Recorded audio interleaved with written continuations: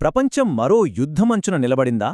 Iran, America ఈ రెండు దేశాల మధ్య ఉద్రిక్తతలు చూస్తుంటే ఒక పెద్ద సంఘర్షణ తప్పదేమో అనిపిస్తుంది. సరే, ఇప్పుడీ పరిస్థితిని లోతుగా పరిశీలిద్దాం. అసలు ఇటీవలి సంఘటనలు ఈ రెండు దేశాలను ఇంత ప్రమాదకరమైన దారిలోకి ఎలా నెట్టాయో చూద్దాం. ఈ మొత్తం సంక్షోభం వెనక ఉన్న ప్రశ్న చాలా చాలా తీవ్రమైనది. కేవలం 837 మంది ప్రాణాలు ఒక ప్రపంచ యుద్ధానికి కారణం కాగలవా? వినడానికి కొంచెం అతిశయోక్తిగా అనిపించొచ్చు, కాని ప్రస్తుతం మనం మాట్లాడుకోబోయే విశ్లేషణకు ఇదే గుండెకాయలాంటిది. వాళ్ల భవిష్యత్తు, ప్రపంచ గమనాన్ని ఎలా మార్చగలదో ఇప్పుడు మనం చూడబోతున్నాం. ఈ సంక్లిష్టమైన విషయాన్ని సులభంగా అర్థం చేసుకోవడానికి మనం దీన్ని 6 భాగాలుగా చూద్దాం. ముందుగా ఒక చిన్న నిప్పురవతో మొదలుపెట్టి అది ఎలా ప్రపంచవ్యాప్తంగా వ్యాపించగలదో, ఆర్థిక వ్యవస్థలను ఎలా కూల్చేయగలదో, చివరికి ప్రపంచ దేశాలను ఎలా విడదీయగలదో స్టెప్ బై స్టెప్ చూద్దాం. సో, మొదటి భాగం, ఆ ప్రమాదకరమైన నిప్పురవ్వే ఏంటి? తెలుసుకదా, ప్రతి పెద్ద మంట వెనుక ఒక చిన్న నిప్పురవ్వు ఉంటుంది. ఈ సందర్భంలో ఆ నిప్పురవ్వే 837 మంది నిరసనకారుల భవిష్యత్తు. 837 ఇది కేవలం ఒక నంబర్ కాదు. ఇరాన్లో ప్రభుత్వానికి వ్యతిరేకంగా నిరసన తెలిపినందుకు అరెస్టైన వాళ్ల సంఖ్య ఇది. ఇప్పుడు వాళ్ళందరికీ సామూహిక మరణశిక్ష విధించబోతున్నారనే వార్త అంతర్జాతీయంగా పెద్ద ప్రకంపనలు సృష్టిస్తోంది. ఈ ఒక్క చర్య మొత్తం ఆ ప్రాంతాన్నే ఎలా మండించగలదో ఆలోచించండి. దీనిపై అమెరికా రియాక్షన్ చాలా చాలా తీవ్రంగా ఉంది. వాళ్లు చెప్పిన ఈ మాటలు చూడండి. ఇవి కేవలం హెచ్చరికలు కావు, ఇదొక రకంగా యుద్ధ ప్రకటన లాంటిది. ఇది సంపూర్ణ యుద్ధం. వాళ్లను గాలి, సముద్రం, భూమి అన్ని మార్గాల ద్వారా కాపాడతాం. అంటే ఇక చర్చలకు తావులేదు, సైనిక చర్యే దారి అన్నట్టుగా ఉంది పరిస్థితి. అయితే ఇక్కడొక ప్రశ్న తలెత్తుంది. ఈ మానవతావాదమంతా కేవలం ఒక సాకు మాత్రమేనా? తెర వెనుక అసలు కథ వేరే ఏదైనా ఉందా? ఇక్కడే అసలు విషయం కొంచెం క్లిష్టంగా మారుతుంది. ఎందుకంటే పైకి కనిపిస్తున్న కారణాల వెనుక ఒక పెద్ద రాజకీయ వ్యూహం దాగి ఉండొచ్చని సోర్స్ మెటీరియల్ చెబుతోంది. ఇక్కడ మనం 2 వేర్వేరు వెర్షన్లను చూస్తున్నాం. ఒకవైపు ప్రాణాలు కాపాడాలనే మానవతావాదం, మరోవైపు అధికారం, చమురు కోసం దాహం. అమెరికా పైకి మేం ప్రాణాలను కాపాడతాం అని చెబుతున్నా వాళ్ల అసలు లక్ష్యం ఇరాన్లో ప్రభుత్వాన్ని మార్చేసి ఆ దేశ సహజ వనరులపై పట్టు సాధించడమేనని కథనం వాదిస్తోంది. కానీ అమెరికా వేసిన ఈ ప్లాన్ వర్కౌట్ అవ్వలేదు. ఎందుకంటే వేరే దేశాల్లో జరిగినట్టుగా ఇక్కడి ప్రజలు బయటి శక్తులకు మద్దతివ్వలేదు. ఎందుకు అంటే వాళ్లకు గతం బాగా గుర్తుంది. గతంలో అమెరికా, ఇజ్రాయెల్ చేసిన పనుల వల్ల వాళ్లల్లో తీవ్రమైన అపనమ్మకం పెరిగిపోయింది. శాంతి పేరుతో వచ్చి విధ్వంసం సృష్టించిన అనుభవాలు వాళ్లకు. ఇది మనల్ని 3వ చాలా కీలకమైన పాయింటుకు తీసుకొస్తుంది. మధ్యప్రాచ్యంలో ఇరాన్ ఒక సూపర్ పవర్. చూడండి, అమెరికా ఇరాన్ను తక్కువ అంచనా వేయట్లేదు. ఎందుకంటే ఇరాక్తోనో ఆఫ్ఘనిస్తాన్తోనో యుద్ధం చేసినట్టు ఇరాన్తో చేయలేరు. ఇరాన్ కేవలం ఒక దేశం కాదు, అదొక బలమైన వ్యూహాత్మక సైనిక శక్తి.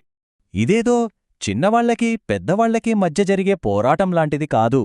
ఇది 2 విభిన్న యుద్ధతంత్రాల మధ్య పోరాటం. ఒకవైపు అమెరికా దగ్గర భారీ యుద్ధనౌకలు, అత్యాధునిక F-35 ఫైటర్ జెట్లు ఉన్నాయి.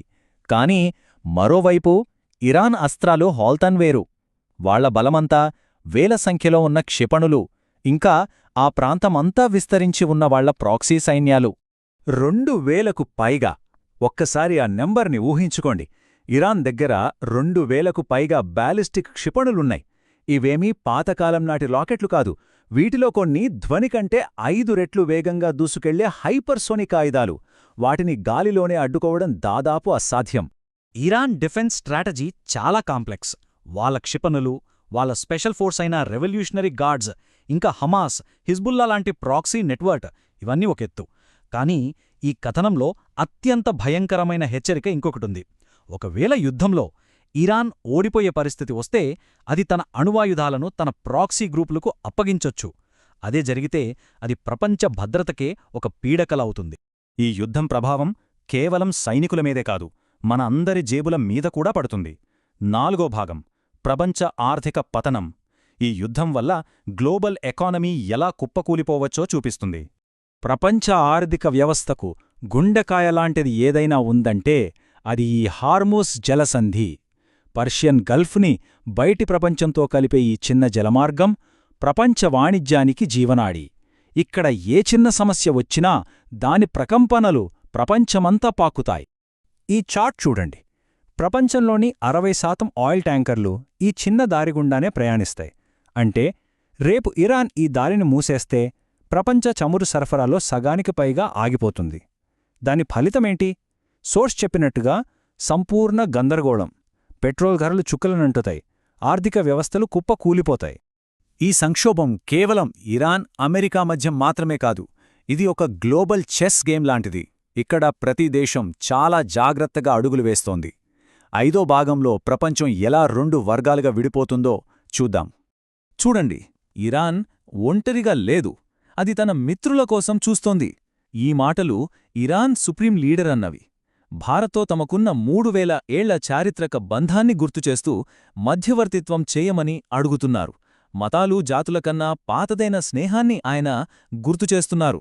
ఇది కేవలం దౌత్యం కాదు, ఒక ఎమోషనల్ అపీల్. ఐక్యరాజ్యసమితిలో ఈ విభజన మరింత స్పష్టంగా కనిపించింది. ఇరాన్కు వ్యతిరేకంగా అమెరికా పెట్టిన తీర్మానాన్ని భారత్, రష్యా, చైనా ఈ 3 పెద్ద దేశాలు వ్యతిరేకించాయి. ఇది కేవలం ఓటింగ్ సరళి కాదు. అమెరికా ఆధిపత్యానికి వ్యతిరేకంగా ఒక కొత్త ప్రపంచ కూటమి ఏర్పడుతోందనడానికి ఇదొక బలమైన సంకేతం. ఈ డామినో ఎఫెక్ట్ చూడండి. ఇరాన్లో మొదలయ్యే యుద్ధం అక్కడితో ఆగిపోదు. అది ఖతార్, పాకిస్తాన్ ఇంకా ఇతర అరబ్ దేశాలకు కూడా వ్యాపించి మొత్తం ఆ ప్రాంతాన్నే ఒక అగ్నిగుండంగా మార్చేగలదు. ఒక్క డామినో పడితే చాలు, మిగతావన్నీ కూలిపోతాయి. ఇక చివరిగా మనమొక సమాధానం లేని ప్రశ్నకు వస్తాం. అదేంటంటే, తరువాత ఏంటి? ఈ సంక్షోభం ఏ మలుపు తీసుకుంటుందో ఎవరూ ఖచ్చితంగా చెప్పలేరు. భవిష్యత్తు మాత్రం చాలా అనిశ్చితంగా, ప్రమాదకరంగా కనిపిస్తోంది. సోర్స్ మెటీరియల్ ముగింపు చాలా స్పష్టంగా ఉంది. ఇరాన్ను పూర్తిగా ఆక్రమించడం అనేది అసాధ్యం. ఇది కొన్ని వారాల్లోనో నెలల్లోనో ముగిసే యుద్ధం కాదు. ఇది ఏళ్ల తరవాడి కొనసాగే, లక్షలాది మంది ప్రాణాలను బలి తీసుకునే, ఒక తరాన్నే నాశనం చేసే మహా వినాశనకరమైన యుద్ధమవుతుంది. కాబట్టి మనం మళ్ళీ మొదటి ప్రశ్న దగ్గరికే వస్తున్నాం.